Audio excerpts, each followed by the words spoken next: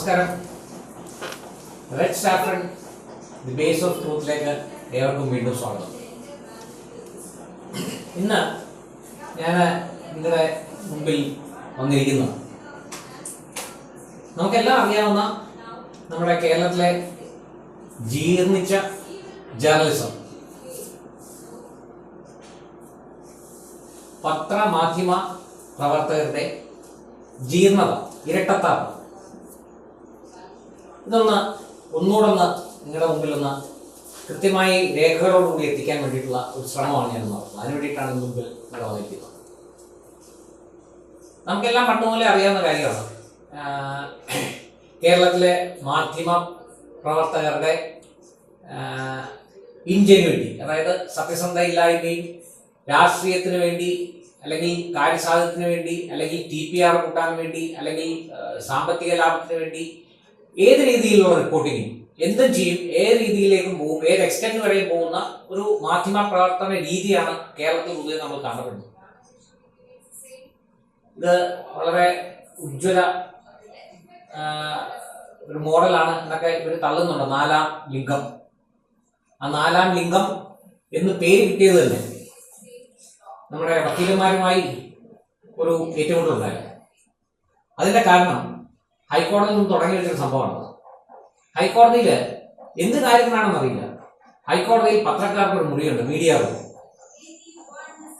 അത് എങ്ങനെ media room അവിടെ വന്നു, എന്തിനു വന്നു എന്നുള്ള കാര്യങ്ങളിലേക്ക് ഇത് പോയി കഴിഞ്ഞാൽ പല്ലിട കുട്ടി ഒരു മണപ്പിക്കലാകും എന്നുള്ളതിനാൽ ഞാൻ അതിലേക്ക് പോകുന്നില്ല. ഈ മാധ്യമങ്ങളുമായി ബന്ധമില്ലാത്ത വക്കീലന്മാർക്ക് ഇതിലോട്ടൊന്നും യാതൊരു ബന്ധവുമില്ല, യാതൊരു താല്പര്യവുമില്ല, ആരും ഇവരെ നോക്കാറ് പോലുമില്ല. പക്ഷെ കുറച്ച് കയ്യിലുണ്ടാകുന്ന വക്കീലന്മാർ ഇവരുമായി ബന്ധങ്ങളൊക്കെ സ്ഥാപിച്ച് അവരുടെ പേരെങ്ങനെങ്കിലും പത്രത്തിൽ അച്ചടിച്ചു വരിക എന്നുള്ള ഇന്ന കള്ളുമൊക്കെ വായിച്ചു കൊടുത്ത് അങ്ങനെ ഒരു ബന്ധമൊക്കെ സ്ഥാപിച്ച് അങ്ങനെ പല ഏർപ്പാടും നടക്കുന്ന പണ്ടുപോലെ ഇങ്ങനെ കേട്ടിട്ടുണ്ട്. എനിക്ക് ശരിയാണെന്ന് അറിയില്ല, കാരണം ഞാൻ ആ ഭാഗത്തേക്ക് നോക്കാറ് പോലുമില്ല. ആ മീഡിയ റൂം ഇതൊരു വലിയൊരു സംഭവമായിട്ടാണ് വെച്ചിരിക്കുന്നത്. ആ മീഡിയ റൂമിന്റെ പിന്നെ ഹൈക്കോടതിക്ക് അടുത്തൊരു ബിൽഡിങ്ങിനകത്തൊരു മീഡിയ റൂം. അത് കഴിഞ്ഞ് ഞാൻ പലപ്പോഴും കോടതിയുടെ ഈ ജഡ്ജസിന്റെ ചേംബർ എന്ന് പറയുന്നത് വക്കീൽമാരെ വളരെ നിർത്തിയില്ലെങ്കിൽ മാത്രമേ, വളരെ വളരെ അത്യാവശ്യം പേഴ്സണലായിട്ട് കല്യാണം വിളിക്കാനോ അങ്ങനത്തെ കാര്യത്തിലല്ല, ആരും ആ ജഡ്ജസിന്റെ ചേംബറിന്റെ ഭാഗത്തേക്ക് പോകാം. അപ്പൊ നമ്മുടെ കോടതിയിൽ ഇപ്പുറത്തെ സൈഡിൽ നോക്കിയാൽ ചേംബറൊക്കെ കാണാം. അപ്പൊ ഈ ചേംബറിലൊക്കെ ഈ മാധ്യമ പ്രവർത്തകരുടെ സാന്നിധ്യം സ്ഥിരമായി മാധ്യമപ്രവർത്തകർ ചേംബറിൽ പോയി. അപ്പം ഞങ്ങളൊക്കെ പലപ്പോഴും ആലോചിച്ചിട്ടുണ്ട്, ഇവർ ഈ ഹൈക്കോടതി ജഡ്ജസിന്റെ ചേംബറിലേക്ക് ഈ മാധ്യമപ്രവർത്തകർ പോകുന്നത് എന്തിനാണെന്ന് ഒരു പിടിയും കിട്ടിയിരുന്നില്ല. അങ്ങനെ ഇവരൊരു എന്താ പറയുന്ന ഒരു വലിയ രാജാക്കന്മാരെ കൂട്ട് കോടതിയിൽ ഒരു 10-15 പേരുണ്ട്. ഇങ്ങനെ അറ്റമായി വരിക, വന്ന് എല്ലാവരും കൂടെ കൂടിയ ക്യാൻറ്റീനിൽ വന്നിരുന്ന വക്കീലന്മാരുടെ ക്യാൻറ്റീനകത്ത് കയറിയിരുന്ന ഒച്ചത്തിൽ സംസാരിക്കുക. വലിയൊരു വക്കീലന്മാരെയും ജഡ്ജിമാരെക്കാട്ടിയും വലിയ ആൾക്കാർ, സൂപ്പർ ജഡ്ജസ്, ആ ലെവലിൽ അവിടെ കളിച്ചുകൊണ്ടിരുന്നു. അപ്പോഴാണ് ഏതൊരു വക്കീലന്മാരെ എന്തോ ഒരു വിഷയത്തിൽ ഒരു ചെറിയ പ്രശ്നമുണ്ടായി, ഒന്നും തള്ളുമായി, അടിപിടിയായി. ചുരുക്കാൻ പറഞ്ഞാൽ അത് കേരളം ഒട്ടാകെ അങ്ങ് വ്യാപിച്ചു. തിരുവനന്തപുരത്തൊക്കെ നല്ല ഒത്തിരി കിട്ടി, നല്ലപോലെ കിട്ടിയില്ല. ചുരുക്കം പറഞ്ഞാൽ ഇവർക്ക് കോടതിയിലേക്ക് കയറാൻ വയ്യാത്ത സ്ഥിതിയായി.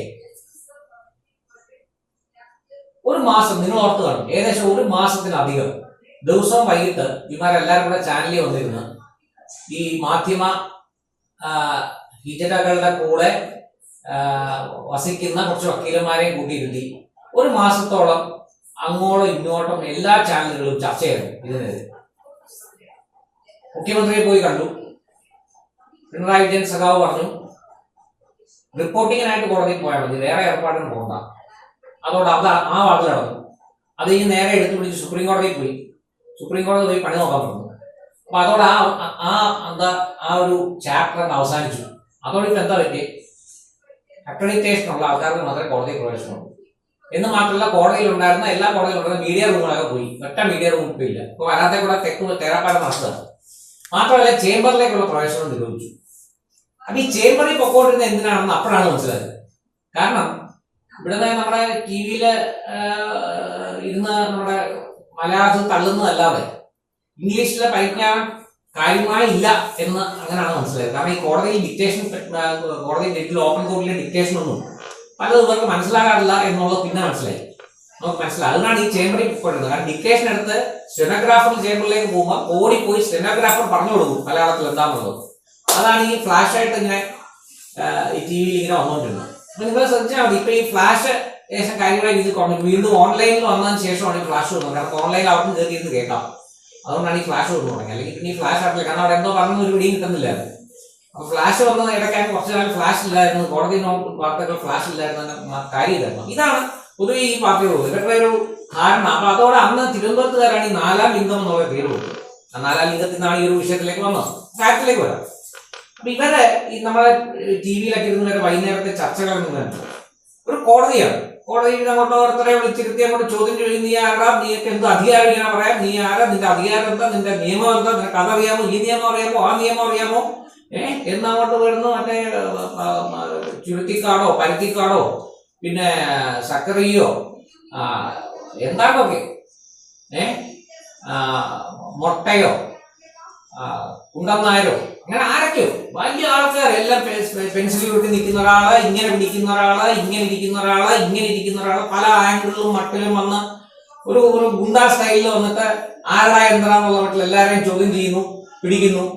അപ്പോ നമ്മളെല്ലാം ധരിക്കുന്നത് അതുമാതിരി മന്ത്രിമാരെ എന്തെങ്കിലും ഒരു ഫോൺ വിളി വിഷയത്തിൽ ശശീന്ദ്രൻ ഫോൺ വിഷയത്തിൽ ശശീന്ദ്രനെ പറ്റി അത് ഇത്രയും ഇമ്മോറൽ ആയിട്ടുള്ള ആളാണ് ശശീന്ദ്രൻ, അത് തെറ്റാണ്, മറ്റേത് വർഷമാണ്.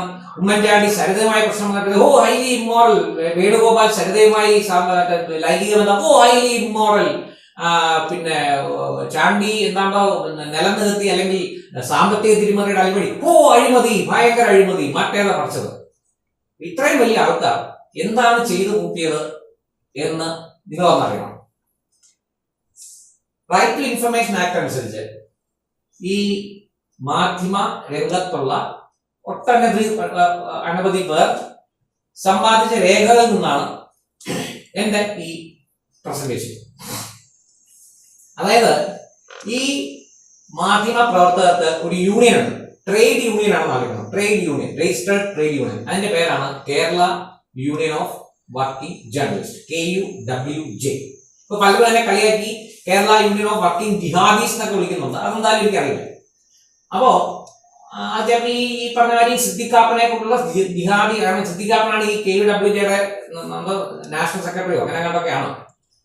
അതുമാതിരി എന്താ പിന്നെ സംസ്ഥാന സെക്രട്ടറി എന്താ നമ്മുടെ ജമാഅത്തെ ഇസ്ലാമിയുടെ ചാനലുണ്ടല്ലോ, ഒരു എന്താ ജമാഅത്തെ ഇസ്ലാമി എന്ന് പറഞ്ഞാൽ ഈ നിരോധനം, ജമാഅത്തെ ഇസ്ലാം നിരോധിക്കണം ഹൈക്കോടതി കേസ് കിടപ്പുണ്ട്. ഒരു തീവ്രവാദ സംഘടനയാണെന്ന് പറഞ്ഞാൽ ആ തീവ്രവാദ സംഘടനയാണെന്ന് സംസ്ഥാന സർക്കാർ ഹൈക്കോടതിയിൽ പറഞ്ഞ ആ സംഘടനയുടെ ഒരു ചാനലുണ്ട്, പിന്നെ മീഡിയ ഉണ്ട്.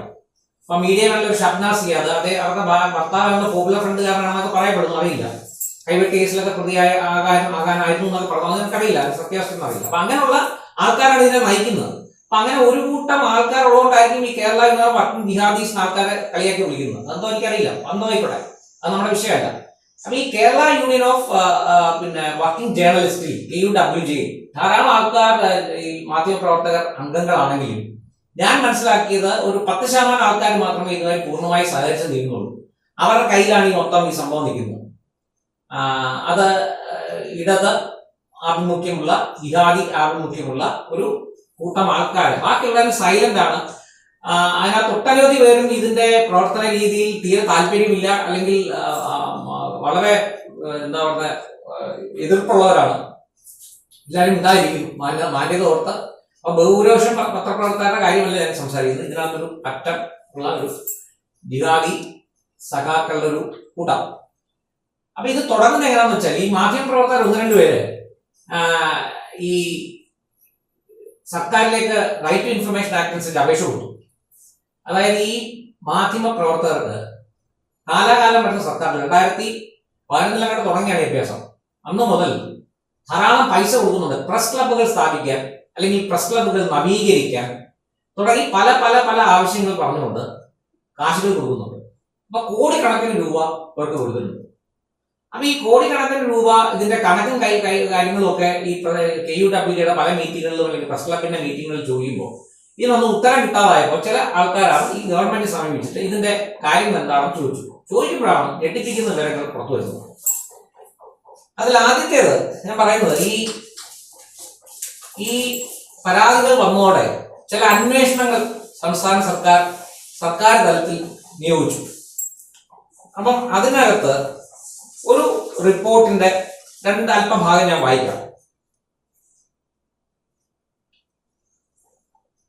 കണക്കുകൾ ചാർട്ടേഡ് അക്കൗണ്ടിനെ കൊണ്ട് തയ്യാറാക്കുകയാണെന്നും, അതായത് സർക്കാർ പലതവണ ഈ KUWJ അപേക്ഷിക്കുന്നു, പല ലെറ്ററുകൾ വഴി അപേക്ഷിച്ച് ഈ കണക്കുകളൊക്കെ നിങ്ങൾ തരണം, നിങ്ങൾ ഉപയോഗിച്ച കണക്കുകൾ ബഡ്ജറ്റ് ചെയ്യുന്ന സംസ്ഥാന സർക്കാരിന്റെ ഫണ്ടാണ്, അപ്പൊ അതിന്റെ കണക്കുകൾ തരണമെന്ന് മറുപടി.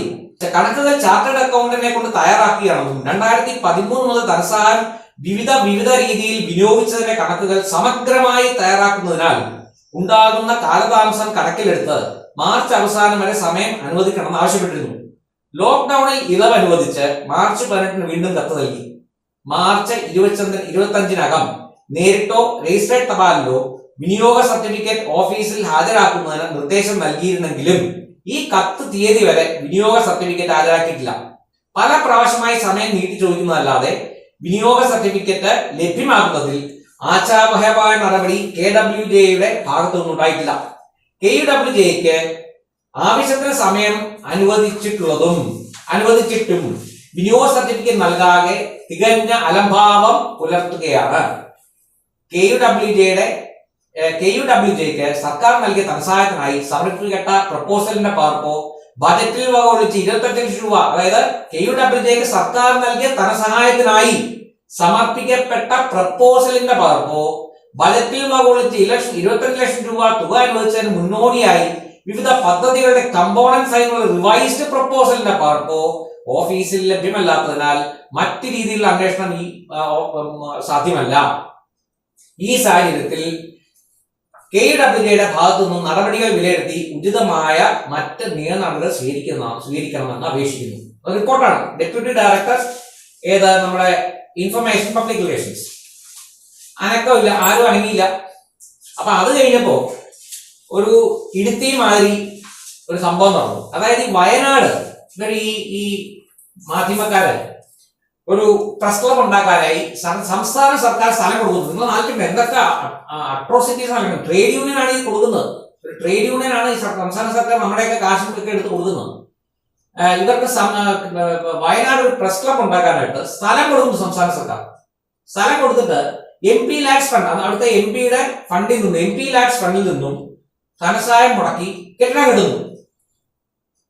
അങ്ങനെ ഇരിക്കുമ്പോ നമ്മുടെ എന്താ പറയുന്നത്, നമ്മുടെ പിന്നെ ഒരു കോയമ്പു കുന്നത്ത എന്ന് പറഞ്ഞ ജേർണലിസ്റ്റ് ഇതിനൊരു പരാതി കൊടുത്ത ഉടനെ കേന്ദ്ര സർക്കാരിൽ നിന്നും ലെറ്റർ വരുന്നു. എന്താ ലെറ്റർ? അതിന്റെ ഒരു ചെറിയ ഭാഗം ഞാൻ വായിക്കാം. The ministry of stats. അപ്പം ഈ ലെറ്റർ വന്നതിന് ശേഷം അതായത് പ്രിൻസിപ്പൽ സെക്രട്ടറിക്കാണ് ലെറ്റർ വരുന്നത്. ആ ലെറ്ററിനെ ചുവട് പിടിച്ച് പ്രിൻസിപ്പൽ സെക്രട്ടറി ഡിസ്ട്രിക്ട് കളക്ടർ വയനാടിന് 26/11/2019 ഒരു കത്തയക്കുകയാണ്. 26/11/2019 principal secretary to Kerala government district collector വയനാടിലെ കത്തയക്കുന്നു. Attention is invited to the reference cited. See, Koyammu Kunnatta journalist submitted a complaint to the Government of India against the unlawful allotment of land and utilization of MVLAD funds in construction of Press Club building in the allotted land in Wayanad district. The Press Club Wayanad is not registered as a society of trust but registered under the Indian Trade Union Act. The Ministry of Statistics and Program Implementation MOSPI, Government of India, while letter number second cited remarked that the construction from the MVLAD funds on the head office of the Press Workers Union, which is registered under the Indian Trade Union Act, is in violation of MVLAD's guidelines and suggested the ideal solution for the state government to rectify the violation of the MVLAD's guidelines is to terminate the lease and resume the ownership of the land in question and simultaneously assume the ownership of the building constructed with MVLAD's funds. അപ്പോൾ ഇവരെ കേന്ദ്ര government നിർദ്ദേശിച്ചത്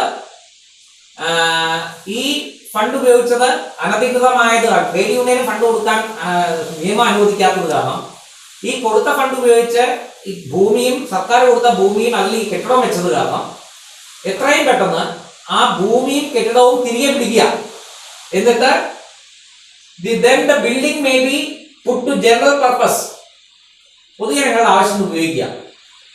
അത് നടക്കുന്നില്ലെങ്കിൽ if it is not possible to implement due to any legal or administrative or other reasons, അപ്പൊ ഈ തിരിച്ചെടുക്കുന്നത്, ഈ കെട്ടിടവും സ്ഥലവും കൂടി തിരിച്ചെടുത്ത പൊതുജനങ്ങളുടെ ആവശ്യത്തിന് ഉപയോഗിക്കുന്നതിന് നിയമപരമായോ അഡ്മിനിസ്ട്രേറ്റീവ് പരമായോ വേറെന്തെങ്കിലും സീരിയസ് ആയിട്ടുള്ള റീസൺസ് ഉണ്ടെങ്കിൽ, അത് തിരിച്ചെടുക്കാൻ പറ്റുന്നില്ലെങ്കിൽ, then necessary action may be taken for recoupment of MPLAD funds with interest. പലിശയോടുകൂടി ഈ ഫണ്ട് നിവർത്തിയില്ലെങ്കിൽ മാത്രം പലിശയോടുകൂടി ഫണ്ട് തിരിച്ചു പിടിക്കുക, അല്ലെങ്കിൽ ആ കെട്ടിടം സ്ഥലവും തിരികെ പിടിച്ച് പബ്ലിക്കിന് ഉപയോഗിക്കണം. എന്നിട്ട് പ്രിൻസിപ്പൽ സെക്രട്ടറി കളക്ടറിന് ലെറ്ററിൽ പറയുന്നത്, government have carefully examined all aspects of the matter in detail and decided to recoup the amount utilized for the construction of the press club from the press club Wayanad. Hence, I request you to take necessary steps for recoupment of MPLAD funds from press club Wayanad as per rules.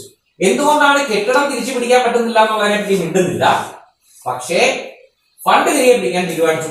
District കളക്ടറോട് നിർദ്ദേശിക്കുന്നു fund തിരികെ പിടിച്ചോ. എവിടെ പിടിക്കുന്ന പ്രശ്നമേ പിടിക്കുന്നില്ല. അപ്പൊ അതങ്ങനെ കിടക്കുന്നു. ഇനി അപ്പൊ ഇത് വന്നു കഴിഞ്ഞപ്പോഴത്തേക്ക് കൂടുതൽ പ്രശ്നമായി. അപ്പോഴത്തേക്ക് അടുത്ത റിപ്പോർട്ട് 29/7/2020 ഡയറക്ടറുടെ വക റിപ്പോർട്ട് ഈ അഴിമതിയെ പറ്റി ഒരുപാട് കാര്യം എഴുതിയിട്ടുണ്ട്. ഹാജരാക്കിയിട്ട രേഖകളുടെയും അപ്പം അതിനകത്ത് പറയുന്നുണ്ട്, സൂചനയിലേക്ക് സദയം ശ്രദ്ധ ക്ഷണിക്കുന്നു. KWJ ഡൽഹി യൂണിറ്റിന്റെ വികസന ആവശ്യങ്ങൾക്ക് സർക്കാർ നൽകിയ തുക വിനിയോഗം സംബന്ധിച്ച് ബഹുമാന ഡയറക്ടർ നിർദ്ദേശിച്ചതനുസരിച്ച് ഈ കാര്യത്തിലെ മുൻ ഡെപ്യൂട്ടി ഡയറക്ടർ സോൻസോ റിപ്പോർട്ട് നൽകിയിട്ടുള്ളതാണ്. എന്നാൽ റിപ്പോർട്ട് സമർപ്പിക്കുന്ന സമയത്ത് ധനവിനിയോഗം സംബന്ധിച്ച വിശദാംശങ്ങൾ KWJ ഡൽഹി ഹാജരാക്കിയിരുന്നില്ല. 2020 ജൂൺ 30 ഇത് സംബന്ധിച്ച കത്തും രേഖകളും ഈ കാര്യത്തിൽ സ്വീകരിച്ചിട്ടുള്ളതാണ്. 2020 ജൂൺ 30 COVID-19 വ്യാപനം മൂലമുണ്ടായ ലോക്ക്ഡൌണും ഡൽഹിയിൽ ഏർപ്പെടുത്തിയ കർശന നിയന്ത്രണങ്ങളും റിപ്പോർട്ട് വൈകിയതിന് കാരണമായതായി KWJ Delhi unit secretary Shri Siddique Kappan അറിയിച്ചിട്ടുണ്ട്. നമ്മുടെ ആരാ കാപ്പൻ? ഇപ്പൊ UP ജയിലിൽ കിടക്കുന്ന പോപ്പുലർ ഫ്രണ്ട് തീവ്രവാദി സിദ്ദിഖ് കാപ്പൻ അറിയിച്ചിട്ടുണ്ട്. അപ്പൊ സർക്കാർ ഫണ്ട് കൈകാര്യം ചെയ്യുന്ന നമ്മുടെ പോപ്പുലർ ഫ്രണ്ട് തീവ്രവാദിയാണെന്ന് അറിയിക്കണം സിദ്ദിഖ് കാപ്പൻ. ഇത് സംബന്ധിച്ച് KWJ ഡൽഹി യൂണിറ്റ് ഹാജരാക്കിയുള്ള രേഖകൾ ചൂടെ ചേർക്കുന്നു. ഡൽഹി യൂണിറ്റ് ഹാജരാക്കിയുള്ള രേഖകളാണ് ഏറ്റവും വലിയ ഇൻട്രസ്റ്റിംഗ് കാര്യം. കാരണം സർക്കാർ ഫണ്ടാന്ന് അറിയിക്കണം. ആ സർക്കാർ ഫണ്ട് എങ്ങനെ വിനിയോഗിച്ചു എന്ന സർക്കാർ കണക്ക് ആവശ്യപ്പെടുമ്പോൾ കൊടുക്കുന്ന കണക്കാണിത്.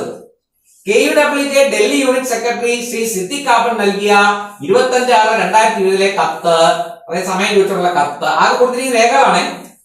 Expenditure statement 22/6/2020. എക്സ്പെൻഡിച്ചർ സ്വയം ഉണ്ടാക്കിയ എക്സ്പെൻഡിച്ചർ സ്റ്റേറ്റ്മെന്റ്. ചെലവ് വിവരങ്ങളുടെ പട്ടിക സ്വയം ഉണ്ടാക്കിയത്. ഫെഡറൽ ബാങ്ക് 4 അക്കൗണ്ട് നമ്പറുകളുടെ 2018 സ്റ്റേറ്റ്മെന്റുകൾ. ഫെഡറൽ ബാങ്കിലെ 4 അക്കൗണ്ടിലെ സ്റ്റേറ്റ്മെന്റ്. ഇത്രയും 4 സാധനങ്ങളാണ് ആകെ കണക്കായി ബോധിപ്പിച്ചിരിക്കുന്നത്. 4 ഇങ്ങനെ ഓഡിറ്റ് ചെയ്തിട്ടില്ല, ഒരു ചുക്കും ചെയ്യാതെ കണക്ക്. അപ്പൊ അത് വെച്ചിട്ട് ആണ് റിപ്പോർട്ട് തയ്യാറാക്കിയിരിക്കുന്നത്. ആ റിപ്പോർട്ടിനകത്ത് ഒരു ഭാഗം ഞാൻ വായിക്കാം, വളരെ രസകരമാണ്. KWJ ഡൽഹി ഘടകത്തിന്റെ വികസന പ്രവർത്തനങ്ങൾക്കാണ് രൂപ അനുവദിച്ചിട്ടുള്ളത്. സോ ആൻഡ് സോ ഹെഡിൽ നിന്നാണ് തുക അനുവദിച്ചിട്ടുള്ളത്.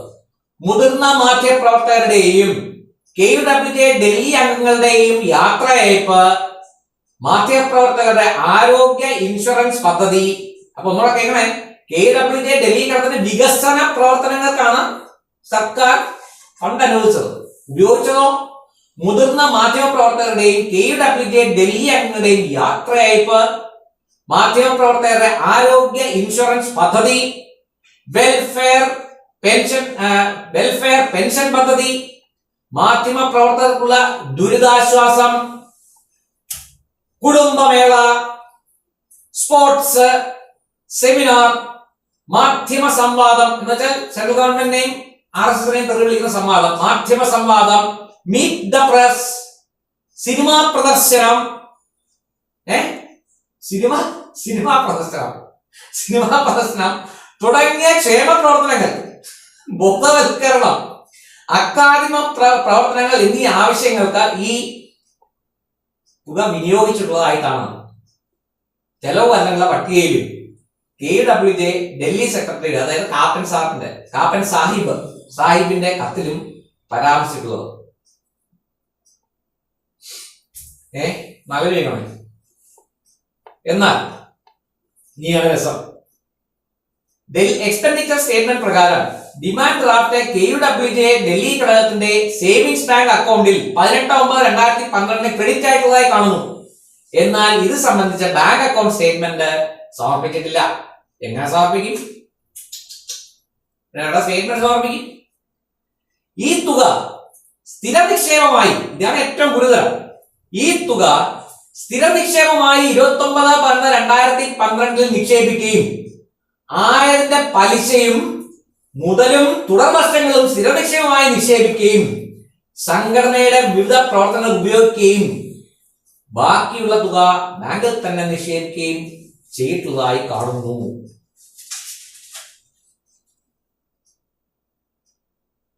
ആലോചിക്കണേ. വികസന പ്രവർത്തനങ്ങൾക്ക് സർക്കാർ അനുവദിച്ച 2012 മുതൽ 2020 വരെയുള്ള കാലയളവിൽ സ്ഥിര നിക്ഷേപമാക്കിയതായും പലിശ വരുമാനം ഉണ്ടാക്കിയതായും ക്ഷേമ പ്രവർത്തനങ്ങൾക്ക് ഉപയോഗിച്ചായും സമർപ്പിച്ച രേഖകൾ കാണുന്നു. നമ്മൾ ടാക്സ് കൊടുക്കുന്ന കാശ് ഇവന്റെ വികസന പ്രവർത്തനം, പ്രസ് ക്ലബിന്റെ വികസന പ്രവർത്തനം എന്ന് പറഞ്ഞ് കൊടുക്കുന്ന കാശ് എന്തിനാണ് കൊടുക്കുന്നതെന്നും ആർക്കും അറിയില്ല. എന്താണ് ജസ്റ്റിഫിക്കേഷൻ എന്താണെന്നും അറിയില്ല. ആ കാശ് ഫിക്സ്ഡ് ഡെപ്പോസിറ്റ് കൊണ്ടിടുന്നു. അതായത് ഏറ്റവും വലിയൊരു ഫിനാൻഷ്യൽ ഇംപ്രോപ്രൈറ്റിയാണ്, ഇറഗുലാരിറ്റിയാണ്, ഇല്ലീഗാലിറ്റിയാണ്. സർക്കാർ തുക വിനിയോഗിക്കേണ്ട തുക വിനിയോഗിക്കാതെ ഫിക്സ്ഡ് ഡെപ്പോസിറ്റ് കൊണ്ടിട്ടിട്ട് അതിന്റെ പലിശ എടുത്ത് പുട്ടടിക്കുക.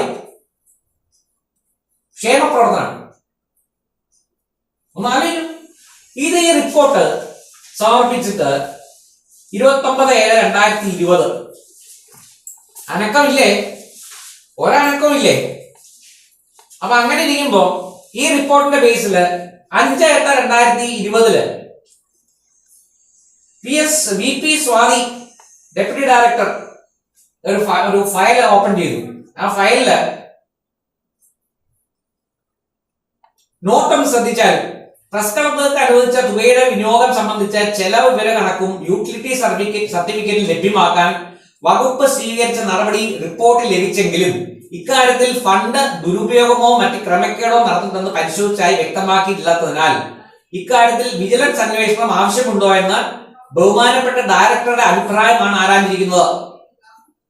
അപ്പം വിജിലൻസിന്റെ ഇതാണ് സർക്കാർ ഫണ്ട് ദുർവിനിയോഗം ചെയ്തതായി പരാതിപ്പെട്ടിരിക്കുന്നതിനാൽ വിജിലൻസിനെ കൊണ്ട് അന്വേഷിക്കാൻ ക്രൈംബ്രാഞ്ച് ADGP ശുപാർശ ചെയ്തിരിക്കുന്നത് കണ്ടാലും attachment number page 3 reference page 3 തുടർ നടപടി നിർദ്ദേശത്തിനായി സമർപ്പിച്ചു. മൊത്തമായി സമർപ്പിച്ചു. അതിന് മേൽ പൂവും വെള്ളവും ഒക്കെ ഒഴിച്ച് കല്ലും ഒക്കെ കട്ടായൊക്കെ വെച്ച് ഭദ്രമായി അടി വെച്ചിട്ടുണ്ട്. ഒരു നടപടി ആരും ഉണ്ടായിട്ടില്ല, ഒരു നടപടിയും ചെയ്തില്ല. ഇതിനിടയ്ക്കാണ് വേറൊരു വിവരം നമുക്ക് വരുന്നത്. അതായത് 2011 മുതൽ 2018 വരെ കണ്ണൂർ, തിരുവനന്തപുരം, കോഴിക്കോട്, ന്യൂഡൽഹി, കാസർഗോഡ്, മലപ്പുറം, കോട്ടയം, പത്തനംതിട്ട, എറണാകുളം, ആലപ്പുഴ തുടങ്ങി 14 ജില്ലകളുടെയും ഈ മാധ്യമ പ്രവർത്തകർക്ക് പഠനയാത്ര നടത്താൻ, പഠനയാത്ര, സ്റ്റഡി ടൂർ, സ്കൂൾ കുട്ടികൾക്ക്, കോളേജ് കുട്ടികൾക്കൊക്കെ സ്റ്റഡി ടൂർ പോകുന്ന മാതിരി. അത് തന്നെ നമുക്കറിയാം. എന്ത് സ്റ്റഡി? ഒരു സ്റ്റഡി ഇല്ല, ഒരു trip, enjoyment trip. Study tour നടത്താൻ നമ്മുടെ കാശ് എടുത്ത് സർക്കാർ മുടക്കിയിരിക്കുന്ന എത്രയാണെന്ന് അറിയാമോ സുഹൃത്തുക്കളെ? 1,33,51,370 രൂപ. Study tour 1,33,00,000. അപ്പൊ ഇതിന്റെ വിവരം ചോദിച്ചപ്പോ പരിശോധനയൊക്കെ നടത്തിയ ഇതിന്റെ വില ചെലവ് കണക്കുകളെ പറ്റി വല്ല അറിയാമോ ചോദിച്ചിട്ട് ഉത്തരം Ayyappan KM deputy director information and public relations 13/2009 കൊടുത്ത ഉത്തരവാണ്. ഒരു പരിശോധനയും നടത്തിയിട്ടില്ല. വകുപ്പിൽ ചെക്കിന്റെ പകർപ്പ് സൂക്ഷിക്കാറില്ല. കാരണം ചെക്കിന്റെ പകർപ്പ് സൂക്ഷിക്കാറില്ല. 2013-14 സംവത്സരത്തിൽ അനുവദിച്ച സ്വകാര്യ കണക്കുകൾ നാളെ വരെ ക്രമീകരിച്ചിട്ടില്ല തുടങ്ങി. ഇതിനെപ്പറ്റി ആരും ഐഡിയ ഇല്ല. ഈ വെള്ളം അടിക്കാൻ കൊണ്ടുപോയ പൈസ എന്തിനു കൊണ്ടുപോയി, എവിടെ കൊണ്ടുപോയി, ആർക്ക് കൊണ്ടുപോയി, എങ്ങനെ പോയി, എങ്ങനെ ചെലവാക്കി, എന്തിനു കൊടുത്തു, എന്ത് സ്റ്റഡി, എന്ത് ടൂർ ആർക്കും അറിയില്ല.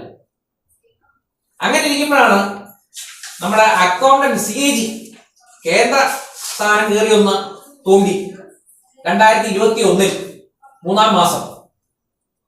അപ്പൊ അതിന്റെ കാര്യം എന്ന് വെച്ചാൽ AGക്ക് ഒരു കംപ്ലൈന്റ് ചെയ്തു. പത്രപ്രവർത്തകരെന്നെ കൊടുത്തിരിക്കുന്നു. ഞാനൊന്നും കൊടുത്തല്ല, എല്ലാ പത്രപ്രവർത്തകരാണ്. മാധ്യമപ്രവർത്തകർ അന്തസ്സും ആഭിജാത്യവും ഉള്ള, നല്ല വീട്ടിൽ ജനിച്ച അന്തസ്സും ആഭിജാത്യമുള്ള പത്രപ്രവർത്തകർ അവര് തന്നെ കൊടുത്തിരിക്കുന്നത്. ഈ മാമ ഈ ജിഹാദി സഹാക്കളല്ല.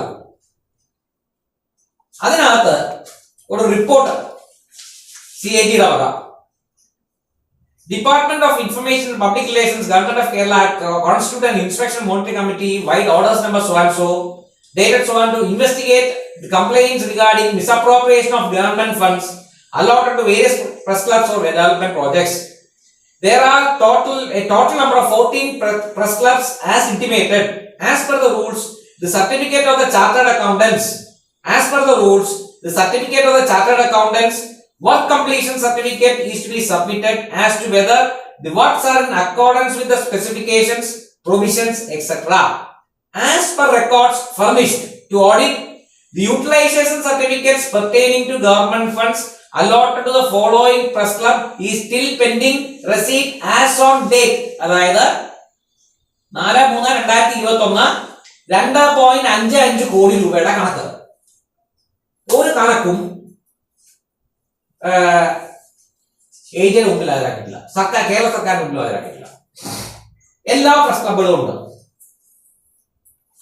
ഇതിനകത്ത് ഞെട്ടിക്കുന്ന ഒരു കാര്യം, ഒരു 25 ലക്ഷം രൂപ നമ്മുടെ പ്രസ് ക്ലബ് ഓഫ് ഇന്ത്യ ന്യൂഡൽഹിക്കും കൊടുത്തിട്ടുണ്ട്. അത് കേരളവുമായി യാതൊരു ബന്ധവുമില്ല. ഓൾ ഇന്ത്യ ലെവലിലുള്ള ബാറൊക്കെ ഉള്ള, ബാർ ലൈസൻസ് ഒക്കെ ഉള്ള, ഇവിടെ ബാർ ലൈസൻസ് ഇല്ലാതെ ബാർ പലയിടത്തും തിരുവനന്തപുരത്തൊക്കെ ഉണ്ടെന്ന് നമ്മൾ കേട്ടിട്ടുണ്ട്. അവിടെ അടികൂടിയെ നടക്കുന്ന സംഭവങ്ങളൊക്കെ പലപ്പോഴും സോഷ്യൽ മീഡിയയിലൊക്കെ ധാരാളം വന്നിട്ടുണ്ട്. ബാറില്ലാതെ വെള്ളമണി നടക്കുന്നുണ്ട് പ്രസ് ക്ലബുകളിൽ നിന്നുള്ളത്. അങ്ങനെ ഉറപ്പാണല്ലോ, കാണാൻ സാധ്യതയുണ്ട് പ്രസ് ക്ലബുകളിൽ. പക്ഷെ ഇത് ലൈസൻസ് ബാറുള്ള ഒരു പ്രസ് ക്ലബ് ഓഫ് ഇന്ത്യ, ഇവിടെ കേരളമായിട്ട് യാതൊരു ബന്ധമില്ലാത്ത പ്രസ് ക്ലബ് ഓഫ് ഇന്ത്യക്ക് കൊടുത്തിരിക്കുന്ന 25 ലക്ഷം രൂപ എന്തിനാണ് പ്രസ് ക്ലബ് ഓഫ് ഇന്ത്യക്ക്? നമ്മളെല്ലാവരും നമ്മുടെ അർണവ് ഗോസ്വാമി ഉൾപ്പെടെ സകല ജിന്താന്മാരുള്ള പ്രസ് ക്ലബ് ഓഫ് ഇന്ത്യക്ക് കൊടുത്തിരിക്കുന്നു ഒരു 25 ലക്ഷം. അതിന്റെ കാരണം ഈ അർണവ് ഗോസ്വാമിക്കുള്ള മര്യാദക്കുള്ള അന്തസ്സുള്ള ആൾക്കാരും അങ്ങോട്ടൊന്നും പോകാറില്ല. ഇത് ഈ പറഞ്ഞ കാര്യം നമ്മുടെ കേരളത്തിൽ നിന്നുള്ള ഈ ആശാന്മാരുടെയും അവിടുത്തെ കുറെ left liberal urban Naxal Maoist പാർട്ടികളുണ്ട്. അവന്മാരുടെ കൈപ്പിടിയിലാണ് ഈ പ്രസ് ക്ലബ് ഓഫ് ഇന്ത്യ. അവർക്കും കൊടുത്തു, ഇരിക്കട്ടെ 25 ലക്ഷം നിരക്കും. അങ്ങനെ 2.54 ലക്ഷം രൂപ. കണക്കില്ല, ഒരു കണക്കുമില്ല. അങ്ങനെ ഒന്നിങ്ങനെ ഇരിക്കുമ്പോഴാണ് നോക്കിയപ്പോ നമ്മുടെ ഈ ഫെഡറൽ ബാങ്കിന്റെ കാര്യം പറഞ്ഞല്ലോ, ദില്ലി നമ്മുടെ സിദ്ദീഖ് കാപ്പന്റെ, നമ്മുടെ കാപ്പൻ സാറ് സെൽഫ് വിഡ്രോവൽ നടത്തിയിട്ടുണ്ട്. സെൽഫ് വിഡ്രോവൽ ഒരു 41,000 രൂപയും പിന്നെ അതുകൂടാതെ വേറെ 1-2 എമൗണ്ടുകളുണ്ട്. 41,000 രൂപ ഈ വിഡ്രോവൽ നടത്തിയിരിക്കുന്നത് സർക്കാർ കൊടുത്ത ഫണ്ടിൽ നിന്നും ഇവരുടെ അക്കൗണ്ടിൽ നിന്നും, ഈ നമ്മുടെ KUWJയുടെ ഫെഡറൽ ബാങ്ക് ഡൽഹിയിലെ അക്കൗണ്ടിൽ നിന്നും സഖാവ് സിദ്ദീഖ് കാപ്പൻ ഒരു 41,000 രൂപ നമ്മുടെ ദില്ലി കലാപ സമയത്ത് പിൻവലിച്ചിരുന്നു. ആ സമയം ആ അറൗണ്ട് ആ ടൈമിൽ ആ സമയത്ത് ഒരുപാട് പിൻവലിച്ചു. സെൽഫ് ക്യാഷ് ആയിട്ട് സെൽഫ് ഡ്രോ.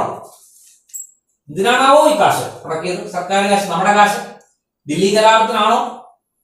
എന്തായാലും വിവരം UP സർക്കാരിന്റെയും ദില്ലി കേസ് അന്വേഷണം ദില്ലി സർക്കാരിന്റെയും ഇതിന്റെ വിവരങ്ങൾ ഞാൻ എത്തിച്ചിട്ടുണ്ട്. അവർ അന്വേഷിക്കണം എന്തിനാ ഈ കാശ് മുടക്കിയത്. അപ്പൊ എന്റെ ഒരു പ്രാഥമിക അന്വേഷണത്തിലും വിവരങ്ങൾ കളക്ട് ചെയ്തിരുന്നു മനസ്സിലാക്കുന്നത്, ഈ പൈസ കൊടുക്കാനായി പ്രപ്പോസലാണ്, ചുമ്മാ ഒരു ഫണ്ട് അങ്ങോട്ട് കൊടുക്കാൻ പറ്റില്ല. ഈ പ്രപ്പോസലോ, അതായത് ഡെവലപ്മെന്റ് ആക്ടിവിറ്റീസ് എന്നാണ് പറയുന്നത്, ഡെവലപ്മെന്റ് ആക്ടിവിറ്റീസിന് കൊടുക്കാനായിട്ടുള്ള പ്രപ്പോസലോ അതിന് എന്തെങ്കിലും അനുബന്ധികമായ രേഖകളോ ഇതൊന്നും ഇല്ലാതെ വെറുതെ പോയി മന്ത്രിയെ കാണുക, മന്ത്രി എഴുതി വിടുക, അവിടുന്ന് താഴേക്ക് വരുന്നത്, ഇവിടുന്ന് മേളിലേക്കല്ല ഫയൽ പോകുന്നത്, അവിടുന്ന് താഴേക്കാണ് ഈ പത്രപ്രവർത്തകരുടെ ഫയൽ പോകുന്നതെന്നാണ് ഞാൻ മനസ്സിലാക്കിയത്. വരുന്നേ ഉള്ളൂ. എന്നാൽ ഇതെല്ലാം കൂടെ വെച്ചോണ്ട് ഞാൻ എന്തായാലും ഹൈക്കോടതിയിൽ പോയി CBI അന്വേഷണം വേണം എന്നാവശ്യപ്പെട്ട് ഒരു ഹർജി ഫയൽ ചെയ്തിട്ടുള്ളത്. അത് ചീഫ് ജസ്റ്റിന്റെ കോടതിയാണ്. നിങ്ങൾക്കറിയാം, കോസ്റ്റ് അടിക്കും. എനിക്കും കിട്ടിയ ഒരു കോസ്റ്റ് 25,000 രൂപ. കോസ്റ്റ് എന്ന് പറഞ്ഞാൽ മറ്റേ നമ്മുടെ മുസ്ലിം സംവരണ വിഷയത്തിൽ നമ്മുടെ പത്രങ്ങളും നമ്മുടെ ഈ മാധ്യമങ്ങളും ഒക്കെ എഴുതി പിഴ പിഴ പിഴ എന്ന് പറഞ്ഞാൽ ഫൈനാണ്. ഇത് കോസ്റ്റ്, കോടതി ചിലവായി 25,000 രൂപ അടിച്ച കോടതിയാണ് നമ്മുടെ ചീഫ് ജസ്റ്റിസ്. അപ്പം അദ്ദേഹത്തിന് മുമ്പിൽ അദ്ദേഹം ഇത് ഫയൽ സ്വീകരിച്ചു, നോട്ടീസൊക്കെ അയച്ചിട്ടുണ്ട്. അതാണ് ഇപ്പോഴത്തെ സിറ്റുവേഷൻ. നിങ്ങൾ ആലോചിക്കണം, എത്ര തട്ടിപ്പാണ് ഇവരെ ഈ TV-യിൽ വന്നിരുന്ന് ഈ മോറൽ പ്രസംഗം നടത്തുന്ന ഈ ജേർണലിസ്റ്റുകൾ, ജീർണിച്ച ജേർണലിസ്റ്റുകൾ നമ്മുടെ സമാജത്തിനോടും സമൂഹത്തിനോടും കാണിച്ചിരിക്കുന്നത് നിങ്ങൾ ആലോചിക്കണം. ഇത് തുറന്നു കാണിക്കുക എന്നുള്ള ഒരു സിറ്റിസൺ എന്നുള്ള രീതിയിൽ എന്റെ ഒരു ചുമതലയാണ്. ഇവരെ ആരും ഒന്നും ഇവർക്കേറെ ഒരു നടപടി എടുത്തില്ല. നമ്മൾ പണ്ട് കേട്ടില്ല, നീ എന്താ പറഞ്ഞോളി, ഞാൻ നിന്റെ പറഞ്ഞു ചൊറിയാം. ആരും അങ്ങോട്ടും ഇങ്ങോട്ടും അഡ്ജസ്റ്റ്മെന്റ് ആണ്. ഇതിനാകെ പ്രതിഫലം എന്താ? വൈകിട്ടാകുമ്പം ഈ രാഷ്ട്രീയ പാർട്ടികളുടെ ആൾക്കാർ നേരെ ഇവന്റെ TV ചാനലിൽ പോകും. ഞാൻ കേട്ടിരിക്കുന്നത് വൈകിട്ട് എല്ലാവരും കൂടെ ഒന്നും തള്ളുന്നു, അങ്ങോട്ട് വിളിക്കുന്ന കഴിയുന്നത്. ഇന്ന് എനിക്ക് ചാൻസ് ഉണ്ടോ വൈകിട്ടത്തെ 8 മണിയുടെ കോടതി പരിപാടിക്ക്? എന്നിട്ട് അവിടെ പോയിരുന്നു വടയും ചായ കുടിച്ച് ഏപ്പാക്കം വിട്ടി മടക്കി തിരിച്ചു പോയി. ഇതൊരു നാണക്കേടാണ് നിങ്ങൾ അറിയുന്നത്. ഇത്രയും തട്ടിപ്പ് നടക്കുന്ന ഒരു സ്ഥലം, എന്നിട്ട് TV വന്നു ഒരു ഉടുപ്പും ഇല്ലാതെ. ഇതൊന്ന് ആലോചിക്കുക, ഇവന്റെ ഇരട്ടത്താപ്പ്, ഇവന്മാരുടെ ഇരട്ടത്താപ്പ് ഇതല്ലേ ഈ ഇരട്ടത്താപ്പ് എന്ന് പറയുന്നത്? ഇത്രയും നാണം കെട്ട ഒരു വർഗം ഈ ഭൂമിയിലുണ്ടോ? അന്തസ്സുണ്ടോ ഇവർക്ക്? ഈ അന്തസ്സില്ലാത്ത പണി നിർത്തി രാജിവെച്ച് പോകല്ലേ വേണ്ടത്. സത്യസന്ധമായ കാര്യങ്ങൾ തുറന്നു പറയാൻ. ഈ എന്റെ കേസ്, ഈ മുസ്ലിം റിസർവേഷന്റെ കേസ് കോസ്റ്റോട് കൂടി തള്ളി, ചെലവ് സഹിതം തള്ളി എന്ന് വലിയ വെണ്ടക്ക അക്ഷരത്തിൽ അടിച്ചു വന്നു. മുസ്ലിങ്ങൾക്ക് ബാക്ക്വേർഡ്നെസ് ഉണ്ടോ, പിന്നാക്കാവസ്ഥ ഉണ്ടോ എന്ന് സ്റ്റഡി നടത്തണം എന്ന് പറഞ്ഞ് ഹൈക്കോടതി ഓർഡർ വരാൻ മുക്കി. ഈ വിജിലൻസ് ഈ CBI അന്വേഷണം ചോദിച്ച് ഞാൻ ഹൈക്കോടതിയിൽ കൊടുത്ത കേസ് ഹൈക്കോടതിയിൽ ഫയൽ സ്വീകരിച്ച് നോട്ടീസ് അയച്ചു. ഈ KWJ ഉൾപ്പെടെ ആഗ്രാമം പറഞ്ഞ കോടതിയിൽ. അത് ഒരൊറ്റ പത്രത്തിൽ നിങ്ങൾ വായിച്ചിട്ടുണ്ടോ? ഏതെങ്കിലും മീഡിയ റിപ്പോർട്ട് ചെയ്തോ? ഇത്രയും ഇരട്ടത്താപ്പ് കാണിക്കുന്ന, ഇത്രയും ഇൻസിൻസിയർ ആയിട്ടുള്ള, തട്ടിപ്പും വെട്ടിപ്പും മാത്രം കൈമുതലായിട്ടുള്ള ഈ ഒരു വർഗത്തെ പൊളിച്ചടുക്കുക, തൊലിയൊഴിച്ച് നിങ്ങളുടെ സമക്ഷം നിർത്തുക എന്നുള്ള ഒരു ആയാസകരമായ ഒരു ജോലിയിലാണ് ഞാൻ ഏർപ്പെട്ടിരിക്കുന്നത്. അത് ഹൈക്കോടതിയിൽ എത്തിയിട്ടുണ്ട്. ഇനിയും ഇതിനു വേണ്ടിയുള്ള, കാരണം ഇത് ഇത്രയും ഇമ്മോറൽ ആയിട്ടുള്ള ഒരു വർഗം, ഞാൻ മാധ്യമ സുഹൃത്തുക്കളെ ആക്ഷേപിക്കുകയല്ല, ഇതിലൊരു വിഭാഗം ഇത്രയും ഇമ്മോറലും ഇല്ലീഗൽ ആയിട്ടുള്ള കാര്യങ്ങൾ മാത്രം ചെയ്യുകയും TV-യിലൊക്കെ വന്നിരുന്ന് തള്ളി നാലാം തൂണാണ്, മറ്റേതാ മത്സരമാണെന്ന് പറഞ്ഞ് വക്കീലന്മാരിട്ട പേരാണ് എന്റെ കറക്റ്റ്. 4ാം ലിംഗക്കാരാണ്. ഇവരെ പുറത്ത് കാണിക്കുക എന്നുള്ള ഉദ്യോഗമായിട്ടാണ് നിങ്ങളുടെ മുമ്പിൽ വന്ന് നിങ്ങൾക്ക് കാര്യങ്ങൾ മനസ്സിലായി കാണുമെന്ന് ബോധ്യപ്പെടുന്നു. നന്ദി, നമസ്കാരം. ഇനിയൊരു വിഷയവുമായി നിങ്ങളുടെ മുമ്പിൽ വരാം. അതുവരെ നന്ദി, നമസ്കാരം.